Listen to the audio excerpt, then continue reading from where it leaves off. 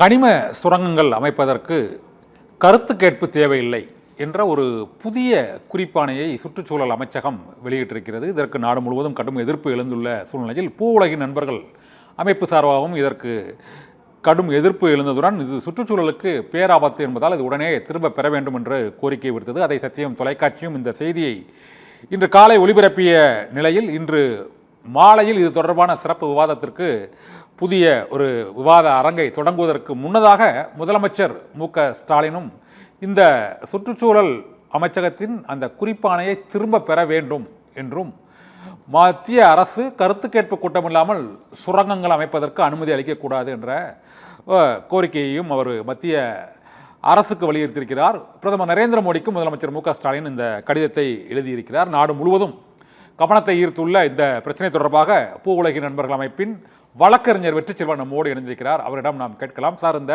கனிம வள சுரங்கங்கள் அமைப்பது என்பது ஒரு மத்திய பாதுகாப்பு மற்றும் ஒரு அணுசக்தி தேவை ஆகிய தேசிய அளவில் தேவைப்படக்கூடிய ஒரு தேவைக்காகத்தான், பாதுகாப்பு காரணங்களுக்காகவும் மற்றும் தேச பாதுகாப்பு உள்ளிட்ட அம்சங்களை முன்னிறுத்தியும் தான் இந்த கருத்து கேட்புக்கு தடை என்று மத்திய அரசு அதை காரணமாக கூறியிருக்கிறது. உண்மையிலேயே தேச பாதுகாப்பு, தேசத்தின் உற்பத்தி, தேசத்தின் அந்த பொருளாதார வளர்ச்சி இவற்றை கருத்தில் கொண்டு அந்த யுரேனியம், தோரியம் மற்றும் லித்தியம், கோபால்ட் உள்ளிட்ட அரிய வகை தனிமங்களை பிரித்தெடுப்பதில் பொதுமக்களின் கருத்து அது அவசியமா சார்? அதுக்கு அதாவது கடந்த ஒரு 75 ஆண்டுகளாக சுதந்திரப்பட்டதுக்கு பின்பாக மைன்ஸ் அண்ட் மினரல் பல இடங்களில் நாட்டில் கொண்டு வரப்பட்ட இந்த mines and minerals act. So இவ்வளவு காலகட்டமாக தொடர்ச்சியாக அந்த சட்டத்தின் கீழாக தொடர்ச்சியாக இந்தியாவெங்கும் கனிம வளங்களை எடுத்து வருகிறார்கள். அதே போல சுற்றுச்சூழல் பாதுகாப்பு சட்டம் அப்படிங்கிறது 86ல் கொண்டு வரப்பட்டது. அதில் குறிப்பாக இந்த பப்ளிக் கன்சல்டேஷன் அப்படிங்கிற இந்த ப்ராசஸ், பொதுமக்களிடம் கருத்து கேட்க வேண்டும் அப்படிங்கிற இந்த சட்ட நடைமுறை அப்படிங்கிறது 94க்கு பின்பாக நடைமுறையில் இருக்கிறது. அப்போ ஏறத்தாழ ஒரு 30 ஆண்டுகளாக தொடர்ச்சியாக நடைமுறையில் இருக்கின்ற போது என்ன பாதிப்பு ஏற்பட்டிருக்குன்னு சொல்லணும் இல்லையா? ஒரு புதிய சட்டம் கொண்டு வராங்க அப்படின்னா இது நாள் வரைக்கும் இந்த சட்டத்தை நடைமுறைப்படுத்தியதன் மூலமாக இந்த பின்விளைவுகள் இருக்கு, அதனால நாங்க மாத்துறோம்னு சொன்னா ஒரு லாஜிக் இருக்கு. ஆனா அப்படியானது எதுவுமே இல்லை. இந்த தேசத்திற்கு தேவையான கனிம வளங்களை இதனால் வரைக்கும் எடுத்துக்கொண்டுதான் இருக்கிறது இந்திய அரசாங்கம். அதற்கு கருத்து கேட்பு கூட்டங்களும் தொடர்ச்சியாக நடைபெறுகின்றது. அந்த கருத்து கேட்பு கூட்டத்தினுடைய அடிப்படையில் இருந்துதான் சுற்றுச்சூழல் அனுமதி அப்படிங்கிறது வழங்கப்படுகிறது. சோ அதனடியாக செயல்பட்டு வராங்க. அப்ப என்ன மாற்றம் நிகழ்ந்திருக்கு அப்படின்னு இவங்க சொல்லல. இப்ப என்ன மாற்றம் நிகழ்ந்திருக்குன்னா உண்மையிலேயே பொருளாதார ரீதியாக குறிப்பாக அமெரிக்கா சார்பாக இருக்கக்கூடிய பொருளாதார நடவடிக்கை மேற்கொள்ளுகிற செயல்பாடுகள் இந்திய அரசாங்கம் செய்து கொண்டு வருகிறார்கள்.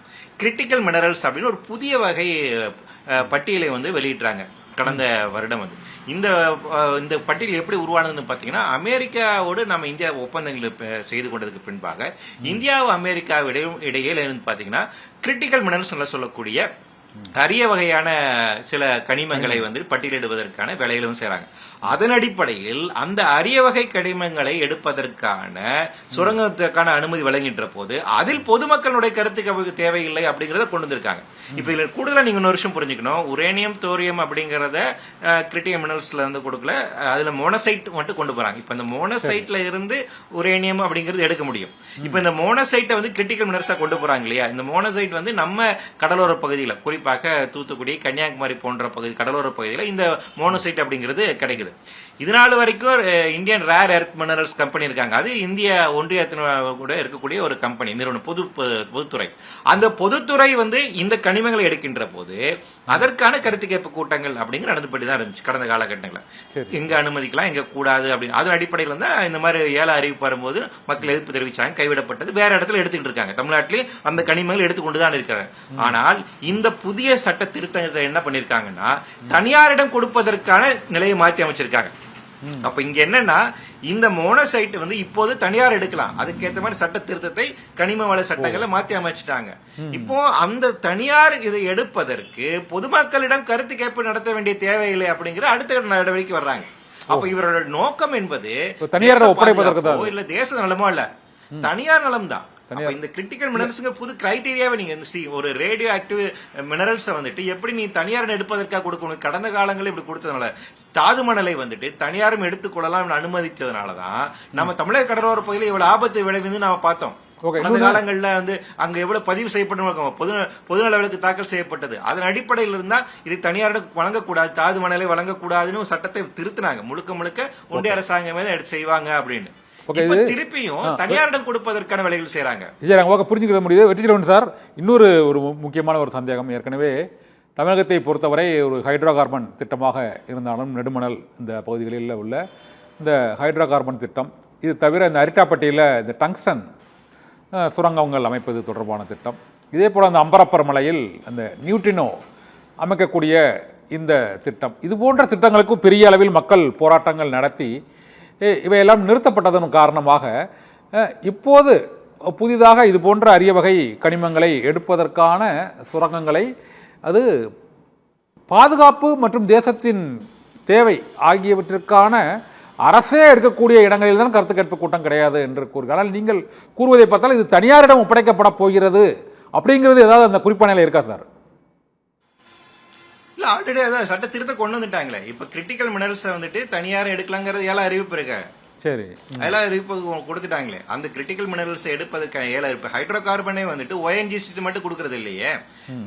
நெடுவாசல்ல வந்துட்டு உங்களுக்கு மீத்தேன் எடுப்பதற்கு யார்கிட்ட கிரேட் ஈஸ்டர்ன் கம்பெனிக்கு தானே வந்து கொடுத்தாங்க, தனியார்கிட்ட தான் கொடுக்குறாங்க. இந்தியாவில் பெட்ரோலை வந்து யாரு அதிகமா எடுத்துக்கிட்டு இருக்காங்க? அம்பானி தானே வந்து எடுத்துட்டு இருக்காங்க, ரிலையன்ஸ் தானே, ரிலையன்ஸ் குழுமம் தானே எடுத்துட்டு இருக்கு. அப்ப இந்தியாவில் கூட கனிமங்களை ஆல்ரெடி பிரைவேடைசேஷன் ஆக்கிட்டாங்க, அந்த இதுல தான் இருக்காங்க.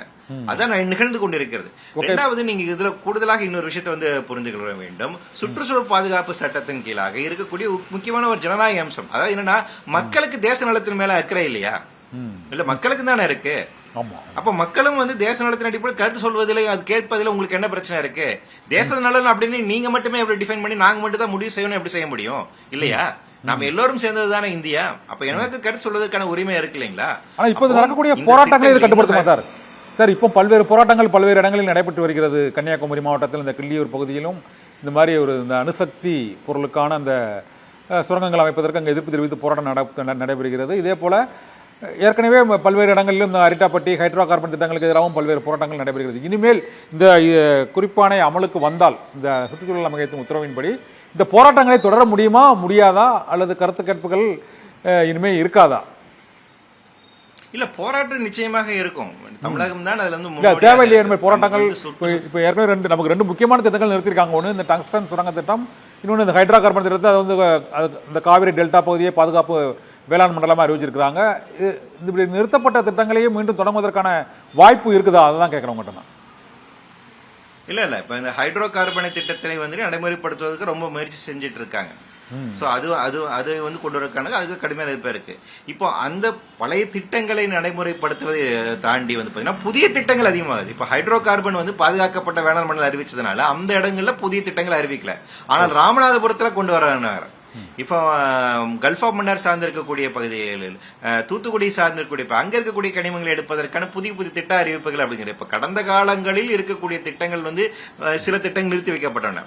அவற்றை வந்து அதுல ஹைட்ரோ கார்பனை வந்துட்டு இன்னும் முற்றிலுமே கைவிடுவதற்காக ஒன்றிய அரசாங்கம் தயாராகல. அதனாலதான் புதிய ஏல அறிவிப்பு அப்படிங்கிறது வருது. சோ போராட்டம், மக்களோட இயல்பான எதிர்ப்புணர்வு அப்படிங்கிறது நிச்சயமாக இருக்கும். அது எந்த சட்டத்தினுடைய அறிவுனா இப்ப என்ன முக்கியமான விஷயம், ஒரு டெமோக்ராட்டிக் ரைட் இருக்கு இல்லையா? ஒரு பப்ளிக் கன்சல்டேஷன் அப்படிங்கிறது ஜனநாயகத்தில் இருக்கக்கூடிய ஒரு முக்கியமான ஒரு அம்சம். மக்களிடம் கருத்து கேட்க வேண்டும். மக்கள் இப்ப வந்து சுற்றுச்சூழல் பாதுகாப்பு சட்டத்தின் படி ஒரு திட்டத்தை நடைமுறைப்படுத்துறாங்க. அதுலதான் நீங்க நேஷனல் இன்ட்ரெஸ்ட் அப்படிங்கிறது இதுல புரிஞ்சுக்கலாம். அதாவது இந்த சுற்றுச்சூழல் பாதுகாப்பு சட்டம் என்ன சொல்லுது அப்படின்னு, ஒரு திட்டத்தை நடைமுறைப்படுத்துவதற்கு முன்பாக அந்த திட்டத்தை நடைமுறைப்படுத்தினால் சுற்றுச்சூழலுக்கு என்ன பாதிப்பு உண்டாக கூடும் என்பதற்கான அறிவியல் ரீதியான ஆய்வுகளை மேற்கொள்ள வேண்டும். அதுக்கு பேர் தான் என்விரான்மென்ட் இம்பாக்ட் அசஸ்மெண்ட். அந்த என்விரான்மென்ட் இம்பாக்ட் அசஸ்மெண்ட்டை பொதுமக்கள் பார்வைக்கு வைத்து பொதுமக்கள் அது குறித்த கருத்துக்களை கூறுவதற்கான வாய்ப்பு அளிக்க வேண்டும். அதான் பப்ளிக் கன்சல்டேஷன், அதான் பொது கருத்து கேட்பு கூட்டம். அப்ப இந்த திட்டத்தை நடைமுறைப்படுத்தினால் இந்த மண்ணுக்கு இந்த பாதிப்பு இருக்கும், மலைக்கு இந்த பாதிப்பு இருக்கும், நீருக்கு இந்த பாதிப்பு இருக்கும், உயிரினங்களுக்கு இந்த பாதிப்பு இருக்கும் என்று நான் சொல்லுவதற்கான ஒரு ஸ்பேஸ் அங்கதான் வழங்கப்படுகிறது. அந்த மாநில அரசுகள் அடிப்படையில் இருந்தா இது சென்ட்ரல் கவர்மெண்ட் கொண்டு வந்தாலும் அந்த மாநில அரசுக்கு தெரியாத ஒரு மக்களால் தேர்ந்தெடுக்கப்பட்ட ஒரு அரசு இருக்கு. அந்த அரசு வந்து இந்த இடத்துல எடுத்தா இந்த பாதிப்பு ஏற்படும், இந்த பகுதியில் இது போன்ற இப்போ நம்ம கன்னியாகுமரி மாவட்டத்தில் அந்த மணவாளக்குறிச்சி இந்த ரேரர்ஸ் ஆலை இருக்கிறதுனால அந்த பகுதியில் புற்றுநோய் அதிகமாக இருக்குது, இதனால் அதை மேலே எதுவும் விரிவாக்கக்கூடாது செய்யக்கூடாது என்பது அந்த தொகுதி சட்டமன்ற உறுப்பினருக்கு தெரியும், அந்த ஊராட்சி மன்ற தலைவருக்கு தெரியும், தமிழக அந்த எம்பிக்கு தெரியும், அதன் பின்னர் அது முதல்வருக்கு தெரிய போகிறது. இது மாநில அரசே இதில் கவனம் இல்லாமல் இருக்கும்னு நினைக்கிறீங்களா சார்? இல்ல என்விரான்மெண்ட் கிளியரன்ஸ் அப்படிங்கிறது வந்து அது ஒன்றிய அரசாங்கம் தரக்கூடியது. இப்ப இந்த திட்டத்துக்கு மைன்ஸ் அண்ட் கன்வென்ஸ் ஆக்ட்ல படி பாத்தீங்கன்னா லைசன்ஸ் கொடுப்பதற்கான அதிகாரங்கிறது ஒன்றிய அரசாங்கத்தில் இருக்கு. என்விரான்மெண்ட் கிளியரன்ஸும் ஒன்றிய அரசாங்கத்தில் இருக்கு. மாநில அரசாங்கத்துக்கு வந்து மாசு கட்டுப்பாட்டு வாரியத்தினுடைய அனுமதி மட்டும்தான் வேணும். இப்ப அந்த சட்டத்தையும் மாத்துறாங்க. நீங்க அடிப்படையில் ஒரு விஷயம் புரிஞ்சுக்கணும். சுற்றுச்சூழல் பாதுகாப்பு சட்டத்தின் பொறுத்த வரைக்கும் மாநில அரசாங்கத்தில் இருக்கக்கூடிய உரிமைகள்லாம் எடுத்துட்டு ஒன்றிய அரசாங்கத்திற்கு கொண்டு போறாங்க. சுற்றுச்சூழல் அனுமதியிலே நாங்க இனிமேல் மாசு கட்டுப்பாட்டோட அனுமதி தர்றோம் அப்படிங்கிற அதுக்கான சட்ட திருத்தமும் கொண்டு வந்துட்டு இருக்காங்க. அப்ப மாநில அரசாங்கம் நீங்க வந்து ஒரு திட்டத்தை எதுக்கலாம், இப்படி நாம இப்ப லெட்டர் எழுதியிருக்காரு இல்லையா முதல்வர் அவர்கள், லெட்டர் எழுதலாமே ஒழிய அதை வந்து கருத்தில் கொண்டு ஜனநாயக ரீதியாக நாங்கள் இதை வந்து வித்ட்ரா பண்றோம், ஒரு கன்சல்டேஷன் பண்றோம் அப்படின்னு ஒரு டெமோக்ராட்டிக் செட்டப் நடக்கக்கூடிய ஒரு அரசாங்கம் இருந்தா நமக்கு வந்து பிரச்சனை இல்லை. ஆனால் ஒன்றிய அரசாங்கம் என்ன பண்றாங்க, மாநில அரசாங்கத்தோட உரிமை எடுத்துக்கிறாங்க. இப்ப இந்த இடத்துல பொறுத்த வரைக்கும் மாநில அரசாங்கத்துக்கு இது வரைக்கும் பொல்யூஷன் கண்ட்ரோல் போர்டு கிளியரன்ஸ் வாங்கணும் இப்ப சட்டம் இருக்கு. ஆனா அந்த சட்டத்தை மாற்றுவதற்கான ப்ராசஸ்ல இருக்காங்க. அதையும் திருத்திட்டாங்க அப்படின்னா மாநில அரசாங்கத்தோட அனுமதி தேவையில்லை. மாநில அரசாங்கத்தோட அனுமதி இல்லாமல் ஒன்றிய அரசாங்கமே எல்லாம் எடுத்து செய்யலாம்னு எம்எல்ஏவோ எம்பியோ நிறுத்த முடியாது.